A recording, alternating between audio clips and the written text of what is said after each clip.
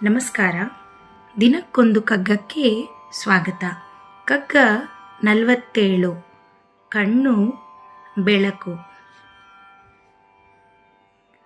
ಅರೆಗಣ್ಣು ನಮದೆಂದು ಕೊರಗಿ ಫಲವೇನು, ಅರೆ ಬೆಳಕುದರೆಯೊಳೆಂದೊರಲಿ ಸುಖವೇನು.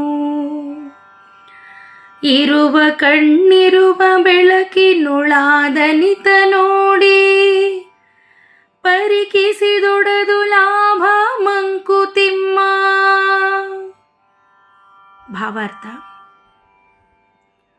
ನಮಗಿರುವುದು ಅರೆಗಣ್ಣೆಂದು ಕೊರಗಿ ಫಲವಿಲ್ಲ. ಭೂಮಿಯಲ್ಲಿ ಇರುವುದು ಅರೆಬೆಳಕೆಂದು ಕೂಗಿ ಫಲವಿಲ್ಲ.